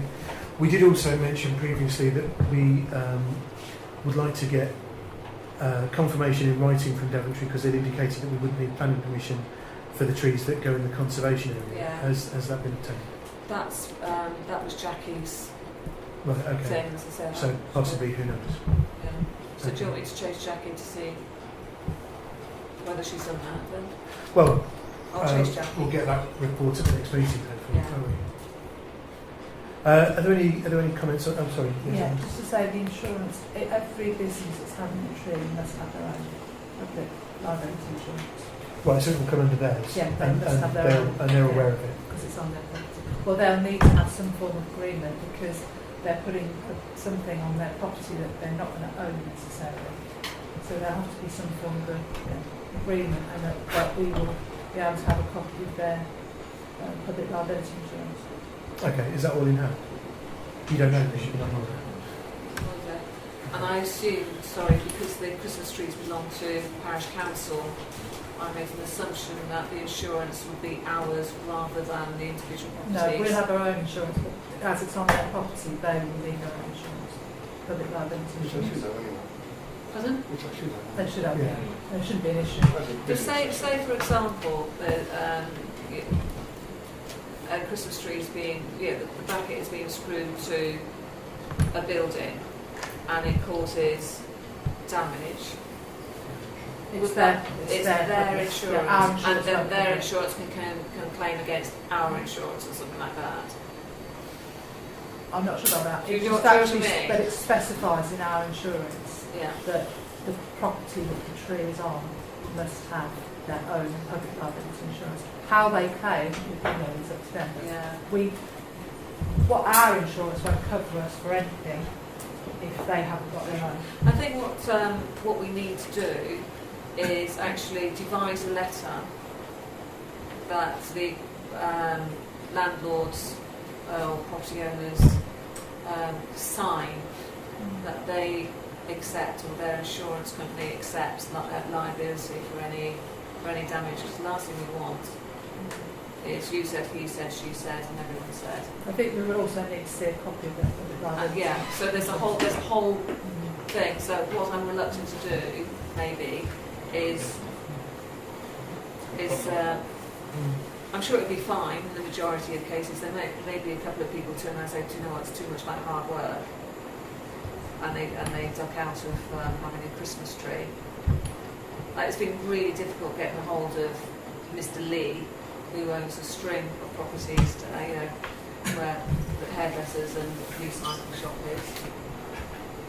So I don't know how cooperative Mr. Lee would be. You're going to get certain different degrees of cooperation, aren't you? Okay. I don't know the best way to tackle it because at the end of the, I don't know. I'm going to rely on. Well, you have to ask them if they won't give you a copy of their insurance, they don't get a tree. Okay. So you're happy for me to just go to Jackie and I to go to the people who say yes, we want a tree. Happy for us to go, right, that's fantastic. We want to now place the firm order for the trees. I need a copy of your insurance that we can keep on file. And just confirm that they have to have it on the shop. And they need to sign an agreement And then to need to say sign. that. We still need to devise a letter, don't we? Or some sort of form of some. Yeah. I've got to find something. And also, it may be after the first year, they may look after their tree themselves and then bring it out, rather than we then collect them all back in, have to store them again, and then maybe easier to just let them look after their own tree. But then you might have the tree wandering. At least if we know we've got all of the trees. So basically, All going of the forward then, we're not sure exactly how it's going to work logistically, but we do have a price. Yeah. Yeah. So, although it seems although it's August, it might make sense to go ahead and buy the trees and the lights now while they're available. There is an informal agreement. I'm really tired. I'm sorry, but it's now nearly 34 hours. Well, the sooner we get this done, then the I sooner we know. can Well, all I go. think you agree that cost, because otherwise if we go another month, we're not they'll be sold. Okay, Nick. Can I propose that we approve the expenditure on the trees Yeah. at this council meeting to the value of £1,296 and whatever pence, Trees and the lights. trees and the lights Yeah. to that value, subject just to confirmation, clarification through the clerk of the public liability acceptance. Because that could be done in the next couple of weeks and then we can go ahead. Oh, see, right. So we get that sorted and then they So we have, go. so the parish council has approved it, subject to that. Once the clerk has confirmed she has permission to go ahead and purchase. Okay. One quick comment, Frank. I I used to work for an electric wholesaler, would say that around about November time they will complete with them. Oh, what's it? They'll run out of Christmas lights. Right, People okay. buy in bulk early Fair December. enough. Well, the wholesaler has put aside, both Oh, he's put wholesalers, aside. yeah, Okay. everything's been put aside Okay. for us. It's now a matter of Fair enough. Okay, we've got a proposal on the table then. Is there a second for the motion, please? Steve, thank you. All those in favour of purchasing the trees or authorising the purchase of the trees and the lights, subject to agreement on the liability insurance? That's good, thank you. And the minimum amount of projects reserved. Yes, we've got, yeah. Steve? Just one final point on this, which doesn't affect what we've just said. Can we just check on our insurances to make sure that if we've got people working on people's buildings, drilling, fixing stuff, that we are covered for faulty workmanship or something like that? Yeah. I'm not saying that. We'll have to have somebody who's got all That their we just own make equipment. sure that we are covered if something goes wrong. So realistically, we're looking at engaging a third-party contractor to do that. Well, yeah. It's the only responsible way to do it, I think, isn't it? Okay. But if somebody's going to do it as a favour, it'll come back on our insurance as well. Yeah, I But the think. person I'm hoping to do it is has be Miles, so he has his own company, therefore he has his own insurance. He would be covered in doing this. As long as we've got a copy of Well, that. we've got Yeah, copies so I need of a copy of everyone's insurance. Yep. Okay, that's fine. Yeah. Lovely. Okay, let's move on. Item J is to approve the cost for vehicle signage of £125 for 2 signs. Yeah, I know this has been going on for Gone up ages. rather sharply over the Yeah, last year. I had a company that was going to be really cheaply, but I think he said that quote and then decided that it was the wrong quote, and it's just fobbing me up and fobbing me up and fobbing me up. So I've now gone to another company to get a price. And their price is for 2 signs with the logo on to go on the side of the van at £125. Are they magnetic or adhesive? No, they're like sort of sticky. You use like washing liquid, something like Right, okay. Decal. So, yeah. Neil? Could I ask, I don't know, I'm very pleased that we're finally doing that. Have we removed all the other non-parish council advertising on the van? Yeah, there's nothing. that. There is There were anything some on the stickers side. all over. Is that, I don't know. No, just the last time I saw it, which was some time ago, I have to say, there were some little stickers on it. Okay, so Okay, I'll make sure. I could be If there's wrong. anything on there, I'll make sure they're off. Yeah. so on the cost of these 2 signs then, Neil? I propose that we spend the money. Okay, thank you. And a second? Steve, okay, lovely. All those in favour then, please. Everybody, thank you. Item K is to approve the clerk's attendance on the Northants Calc Introduction to Employment Law course on Wednesday the 21st of September 2016 and the Pensions Auto-Enrolment Seminar on Wednesday the 8th of October 2016. So jealous. Go on, Neil. Propose that we approve it. Okay, is there a second? Yep. Peter, thank you. All those in favour? Everybody, thank you. Item L is to approve the purchase of a projector and a screen. This was circulated in the budget. Well, the budget was £300, wasn't it? So we are looking at £228.69 for a projector and £58.23 for a screen. Thank you to Neil for digging out those items, researching the products. Does anybody have any comments on this? Propose we accept it. Okay. Oh, go on then. I have not been able to find any way where I can pay for these through the parish council directly. The only way they can be paid is if I pay them. If I pay them as the clerk, I've been told that you can still pay me VAT back because I am the proper officer. So even if I purchase them, but obviously if I purchase them out of my own money, that's quite a substantial amount of my money. So you're basically explaining why there's going to be a cheque made payable to you. Well, but I'm just wondering whether it can be dealt with, and you know, I've got to wait a month, to be honest. Should be done on that. Sorry, say that again? I definitely think it should be for us. Ask Emma to pay for it. We should give them the funds first. So you're including that in your proposal? Yes, I am. I Okay. propose then that we sign a cheque for the money to reimburse the park tonight and allow her to go ahead and pay for it. Okay. Is there a second to that motion then? Steve, thank you. Just get a stamp then. All those in favour of the motion then, please. Everybody, Lily. Could I inquire where you're going to keep them? No, It's one of it's going to be this building. probably it'll go with these. I would have thought. Okay. Should be locked up. Maybe Or the, the, yeah. It ought to be under lock and I was key. thinking the projector, you know the cupboard, the latest cupboard that I'm using upstairs in the small office. Oh, the one that was So it could be locked in there. Yeah, yeah. Don't know. So the projector could be locked in there. The screen's less valuable, so that's the Yeah, projection. and the screen. Screen can go with these. 'Cause Yeah.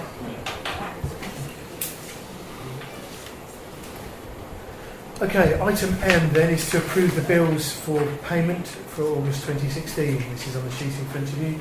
Does anybody have any comments on those bills at all? No?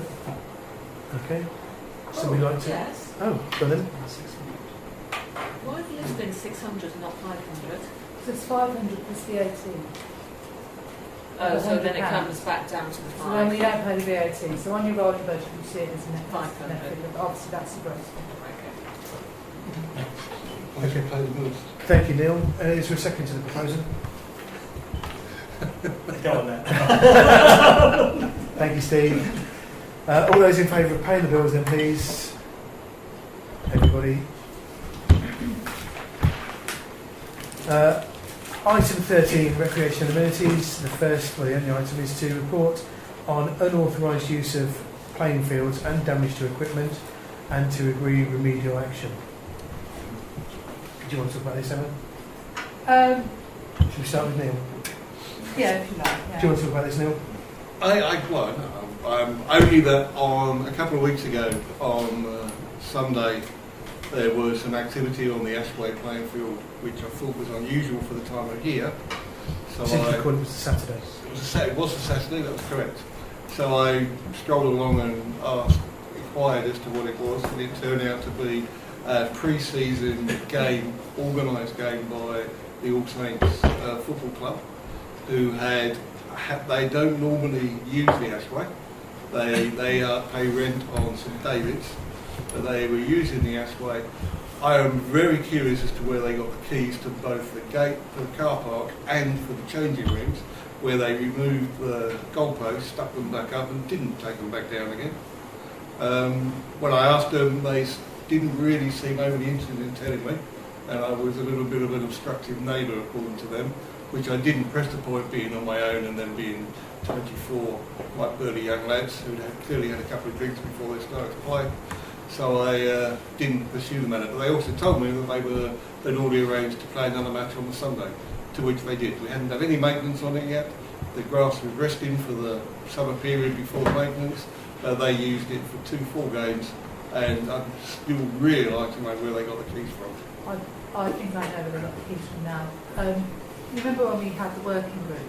Yeah. And they came along to a meeting, and it was just for the football season to the start, and they said they wouldn't use St David's. They would play their matches on the Ashway, which we all said okay, and they had That was some well, keys. yeah, So that's why they've still got the keys. But Okay. they didn't ask. Thank you, Neil. And the other item, so that refers to the goals on St David's, doesn't it? The damage. yes. Oh yes, yeah. Well, the goals were Mark helped Simon Compton and Rob Kelly take the goals out of St David's, and they really struggled getting one out, to put it out. But in fact, they had to leave one post because they couldn't quite get it out. Locked them all up. But anyway, a game was played. I'm not sure when, but Simon Compton emailed me to say that a game had been played over the weekend, and where the goalposts had been padlocked to the side, they'd actually hit one of the padlocks to get it off. They obviously knew the combination of the other one, but hit the padlock, because you could see the damage on it, to open it, put the goalpost back up. But we don't know who did it. So we don't know what team, what club. It wasn't Brixworth Juniors. That's what I'm saying. It wasn't Brixworth Juniors. Okay. Ian? Do we know if the goal socket covers were in place? If they had been, it would be possible to do it, wouldn't it? You can lift them out. They're not locking covers. You can't have locking ones. We'd have to have a new socket. Is it worth looking at having locking covers?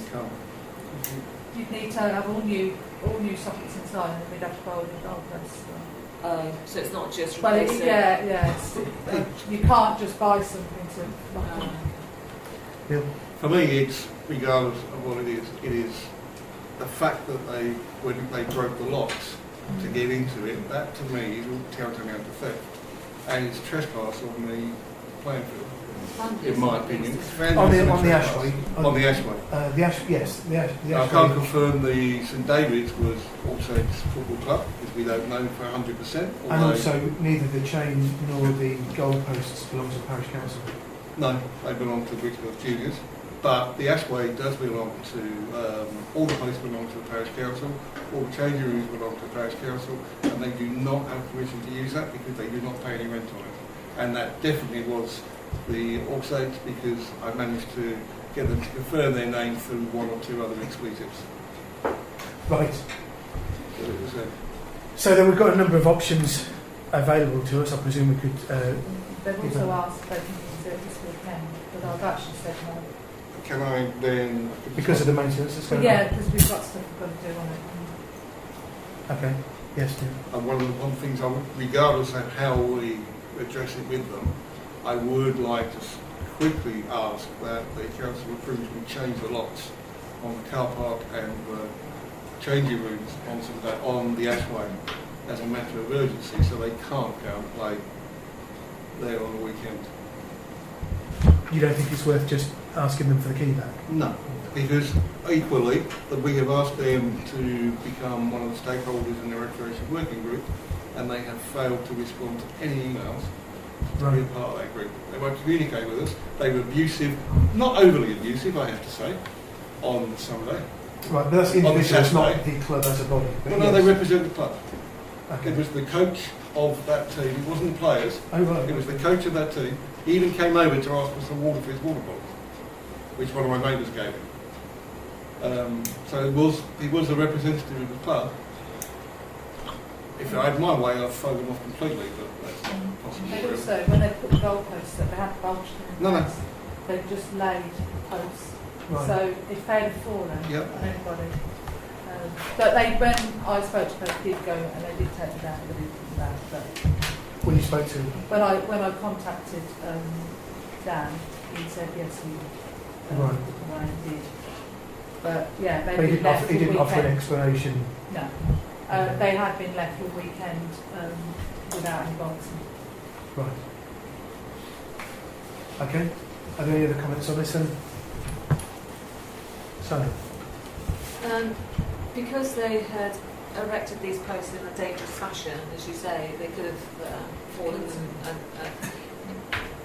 Is it just worth writing to them saying, look, the consequences could have been catastrophic? Because they're not going to. They don't seem willing to cooperate, which is what... To engage. Yeah, to engage, which is what Neil has just said. But I think, pointing out something like a child or an adult or whatever could have been killed because of... it's quite irresponsible, really, to put up... they're made out of stainless steel, aren't they? Those goalposts. It's an act of waiting to happen. And I think they, quite frankly, they need to be told that it's irresponsible and that they're putting lives in danger by this irresponsible behaviour. You think that needs pointed out to? Yes, I do. Okay. Is Elaine. it property of who owns goalposts? The goalposts on the Ashway belong to the parish council. And the padlock and all of that kind of thing belong to the parish. Well, those goalposts, when they're not in use, are kept in the changing rooms, which also belongs to the parish council. And, So they're not the doors are Brixworth locked. Junior's property. No. Not those ones. No, No. not those ones. But they do own some, though, don't they? Yeah, that's on the They own today. the only ones. They own the ones that on are today, but not the ones on the Ashway. They're wholly owned by the parish council. Okay. So you're saying you think we should just write to them? Yeah, I think we need to point out that their recent action is irresponsible and could endanger life. Okay. Emma, do you have any idea off the top of your head what it would be likely to cost to change all the locks? I don't know, because each door has a different lock on it and has a double lock, top and bottom. I think it would run into hundreds. You've got 1, 2, 3, 4, 5, 6, you've got 8 doors I think, on it. You've got 2 locks, top and bottom. We change the padlock on the gate. Yeah, we can change the combination on them. They can't actually get in with the cars. Yeah. That's just a combination, is it? Yeah. Right. And the locks, fine. So, Are the locks just cylinders or is it? I don't know, they're really heavy duty doors that have got, I don't really know what they are. But I don't think it would be straightforward, but I'm modern show you. Okay. Stuart? It always sounds easy to fit some CCTV on there. Just tell whoever's responsible for the damage to a kiln. The sort of money you're talking about there, you can change the locks, more damage occurs. Maybe you're to a false economy. Yeah. Okay. Neil? I'm going to throw it out there. I don't expect this to succeed, but I'm going to propose that we don't allow Brixworth also Football Club from using any grounds this year. You're talking about the 16-17 season? Yeah. Just put it out there. As a punishment. Yeah. Okay. Ian? Are we under contract in any way with them at the moment? They haven't signed Not for that, no. Only for the current season. And they haven't paid anything or anything like that, have they? They've paid for the season just. Yeah, sorry, not for anything still to go.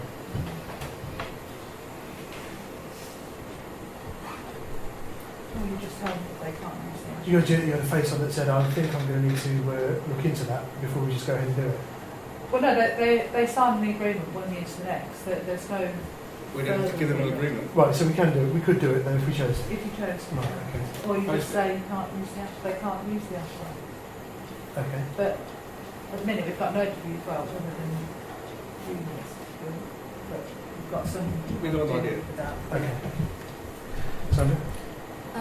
I think Stuart's idea of looking at CCTV, I think we should look into that. We should investigate that because this problem is never going to go away because people are going to always be. It wasn't me. It wasn't us. It wasn't our club. They haven't denied using it. Also, Football Club haven't denied using equipment. The damage was caused on St David's. St St. David's. David's, yes. But we don't know whether it was Yeah. that. But this is not the Ashway. The Ashway is different. But either or, I think it might just be worth considering looking at CCTV for Ashway and St David's. Where would the CCTV on St David's go? You've got the clubhouse, haven't So you? that would be Brixworth Central Sports Centre. Yeah. So we would need their agreement. Okay. I can't imagine that they would be in disagreement because it also gives them a certain amount of protection, doesn't it? Yes. So you're saying that the parish council might pay to have CCTV installed in a clubhouse? On their clubhouse building, yeah. Right. You have to tap into their electricity. Yeah. Mm. Okay. Are there any other comments? Yeah, I just think it's very sad. And we seem to be having these discussions all the time. Yeah. And we just can't carry on like this. It's just costing us money. And I'd actually go with what Neil was saying about changing the lock straight away. I'd just do it. Because you don't know where keys are, you don't know where duplicates have been cut, or anything like that. I'd just do it, and I'd write to them and tell them in no certain manner that's what it is. If we played the year but we're going to review it. They've got to take ownership of what they're doing on our playing fields, the village playing fields. So you'll say that they can play for the 16 and 17 season? I would put something like, if you don't do this, we will actually terminate. We will not give you a group. Okay, if you don't do what? Play. To the rules. Play to the rules. Play fair. Play to our rules. Right, And the rules are what's laid down in black and white. okay. Chairman, can I come up please? Yes, sir. We have the same sort of problem at the cricket club with things getting out of control, too many keys being cut and used by people, passed on to others. So in the end, we installed a security system such that only key holders can access with a key fob, which is numbered, so you know exactly who's been in and when. And it is the only way, ultimately. You just distribute the key and allow somebody else to use it. It's open to abuse. So I understand the problem. We've gone through exactly the same on premises that we can control. But when you've got 2 or 3 other organisations using it, it's damn tight to do it. I would suggest that you look into that. Bricks Secure were very helpful in putting that together. It's worth looking into. Okay. Can Neil? I change my proposal now? That hasn't been seconded yet. That's true. Doesn't exist. Can I propose then that we urgently change the locks, take the cost and we change the locks at the Ashway? Just change the locks. We change all locks, or we change the key function that we can get. Then the recreation working group has an idea that hasn't been discussed yet to do with the future of the Ashway. We haven't discussed it together yet. That might change the scenario of the Ashway. Okay. But we haven't explored it yet. But in the interim, I propose that we control the Ashway by changing the locks and issuing keys to only the people that we know who they are. And I have no problem holding a key at my property, at my house, because it's just across the road. So you're saying, rather than look into, say, the security features that might suggest... I think we can do both. But we don't want to spend hundreds of pounds replacing the locks Keys, and then have to replace them again with higher tech security electronic fob versions in a few months' time. No, with respect, it's additional. You can replace the locks, we did that. But you need the key fob system, essentially, it's additional. And it secures the whole building, you know it, whether you've gone in and where and when. So it's additional. So you can do both. It can be a stepwise approach. Thank you. So I propose that we change the locks urgently. Okay.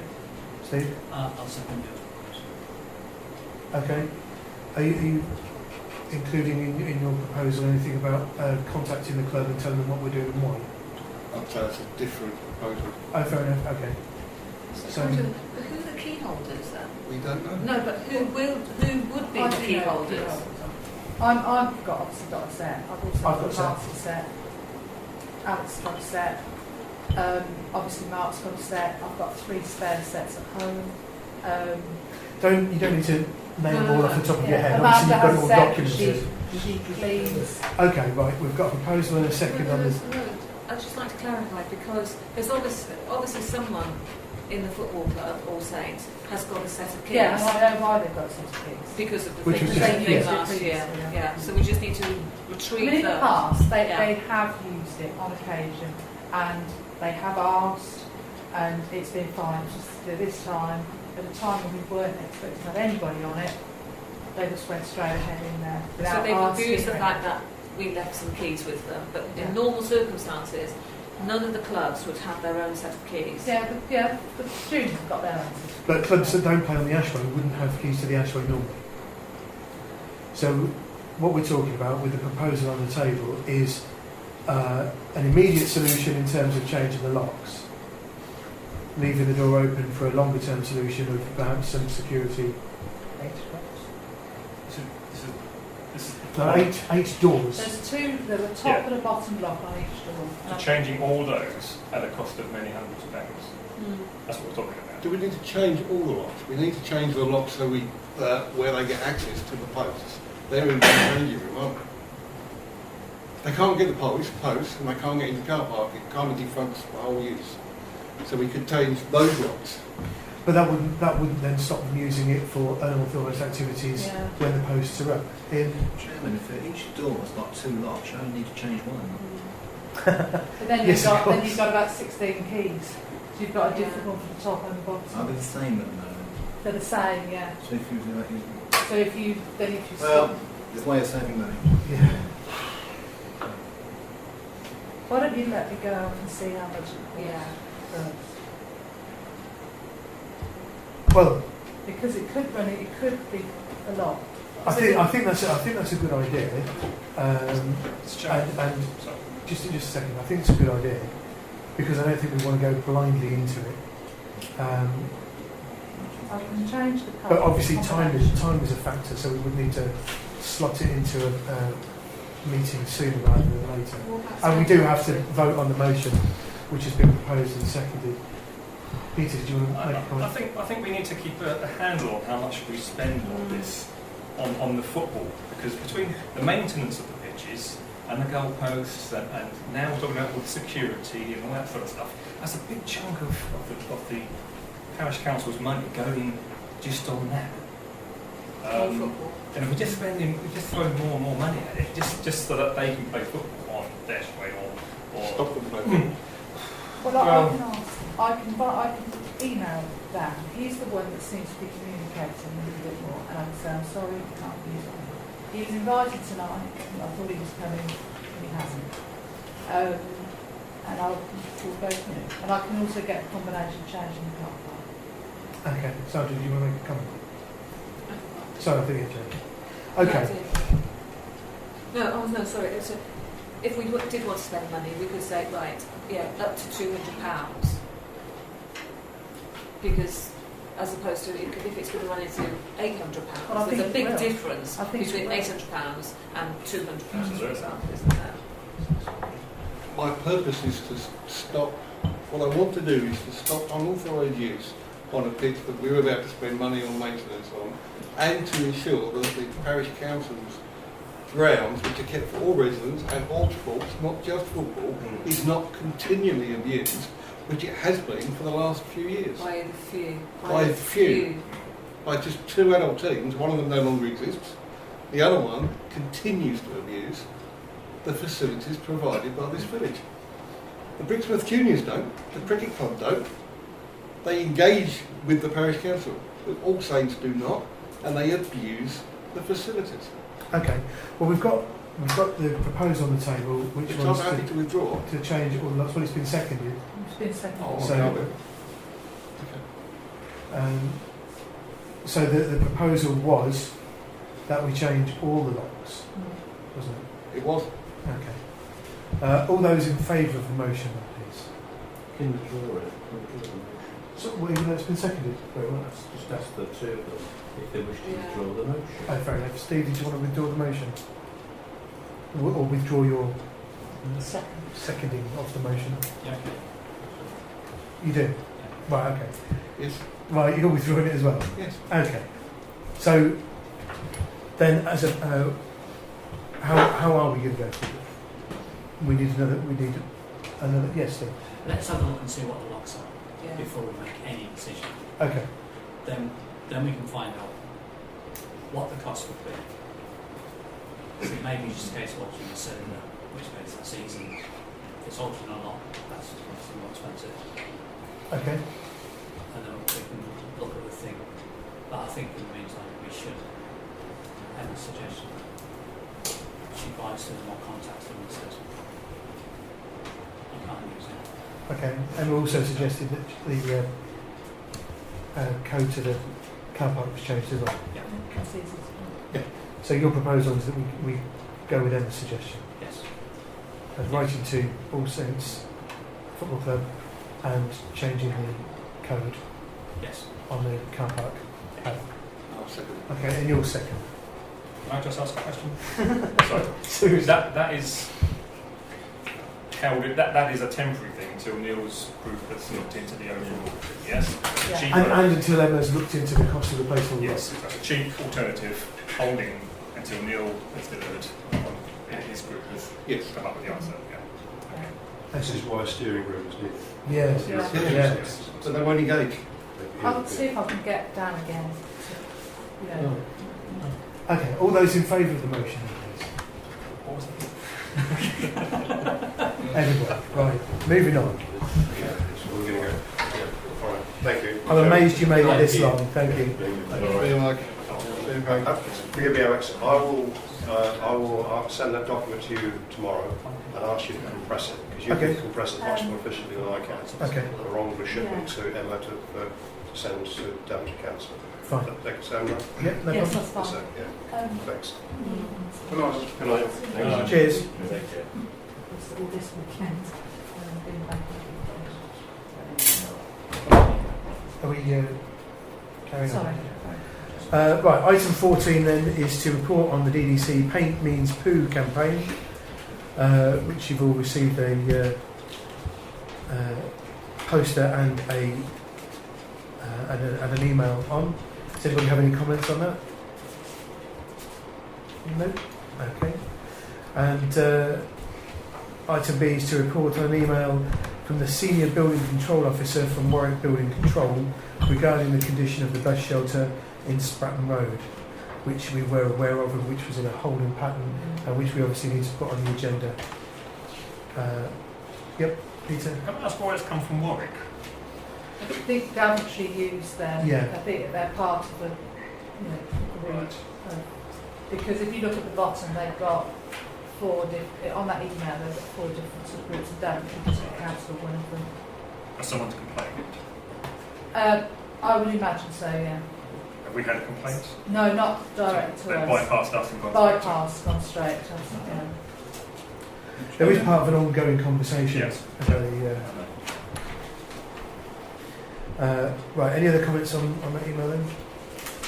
Nope. Okay. On the agenda. Yeah, so, sorry? I'm going to put it on the agenda. Yeah, so it'll go on the September agenda. Yeah. Item 15 is to report on the resignation of the Media and Communication Committee Chairman, Peter Saxton, and to appoint a committee member to fill the vacancy on the committee. First of all, I'd like to thank Peter for his work as Chairman of the committee. He did a great job steering it away from conversation and onto business most of the time. In the face of terrible adversity. So first of all, is there anybody who's interested in joining the Media and Communication Committee? Neil? Yep. Oh, lovely, thank you. Anybody else? No? Elaine? Okay. So we've got 1 vacancy and 2 candidates. So, No, I'm not interested in going in competition as being an additional. There's nothing stopping it. Okay, I'd like fair to enough. Then I'll maybe shadow withdraw. for a bit or something. I'm afraid Elaine beat you to the withdrawal. No, that's fine. So is everybody happy then for Neil to join the Media and Communication Committee? Can I just Sorry, yes, Sam. But obviously Elaine is welcome to come to the committee meeting. Yes, we should make it clear Everybody. that all Everybody, parish council meetings are public meetings, and obviously parish councillors are particularly welcome. Item 16 is to receive a report from the August surgery and to agree parish councillors for the next surgery, which is on the 3rd of September 2016. Does anybody have any comments on the surgery report? The Brixworth sign station road is on order. Yeah. Anna Lee, okay, thank you. So is this the new? Is this all that says station cottages? No. This is what it says, Brixworth. Oh, is it? Oh, right, okay. Okay. The one that was twinned with Columbia. No. Something else, Sandra? Yeah. Point 2. Can more dog bins be provided? I don't know whether the answer to this might be worth putting on our social media, but you don't have to use a dog bin for dog mess. You can use an ordinary bin now. That's a good idea. If you send it out in the usual way, we'll make sure it goes on Okay. Facebook. And insufficient litter bins. Were they talking about a specific area? Just generally. Yeah. I mean, you can, especially around the playing fields. yeah, I mean, yeah, you can walk from the church allotments for a very, very long way. I think literally to the shops before you come across the litter bin. I mean, if it's because it's a cost. It's a cost to not us, because they're not they wouldn't belong to us, but. I don't know. Is it something worth looking at? Whether there's a guideline, like there's a guideline of distance between bus stops. Is it worth looking at if there are guidelines for the placement of litter bins? I would suggest if perhaps the clerk would contact the resident, if we've got contact details for the resident, if we can find out what particular area the resident would like the parish council to address, and then we can consider that at a future meeting. Everybody's happy with that? Okay. Any other comments on the clerk's on the surgery report then? Sandra? Yeah, Mrs. Gunnis on number 3. Can we confirm that from the planning application? Well, it's in around this. Well, actually, no, it was before. It was sometime in July, middle of July. Actually, on Daventry, it did say that the application had ceased. So I don't know again whether we can contact Mrs. Oh, it's been done, has it? Okay. I think Daventry used the word disposed of. Yeah, which means that Daventry haven't heard anything, and so they went, okay, I haven't heard anything then. Okay. Then the next thing is for us to agree some volunteers for the surgery on the 3rd of September. This, in case any of our new councillors would like to volunteer, this is from 10 till noon on Saturday. Obviously, you would really need an experienced parish councillor with you. I don't mind doing the 3rd of September. Excellent, thank you, Kevin. Anybody else? I might be able to. I might be able to. Saturdays aren't normally good, but I might be able to do this one. Okay, that'd be great. Everybody happy for Kevin and Sandra to man that surgery then? Lovely, thank you.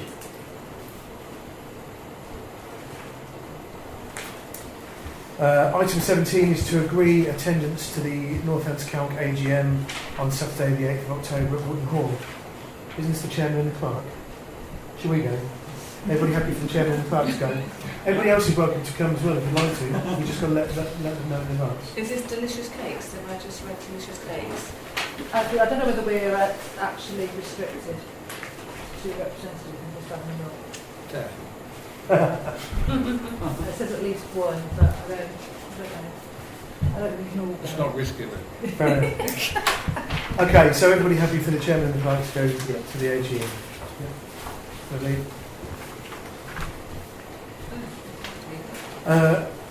Item 18 is to receive a legal update, and as usual, I'm afraid, because it is going to contain confidential information and personal information,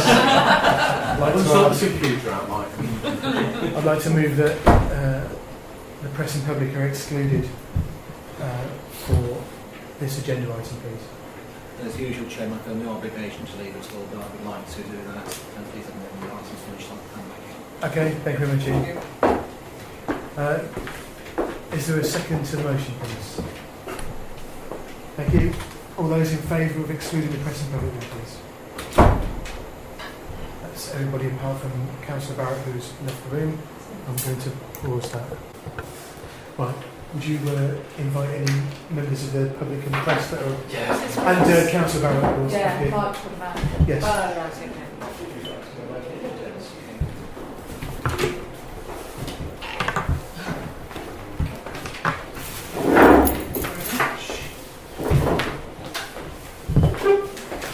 Thank you, gentlemen, for your forbearance.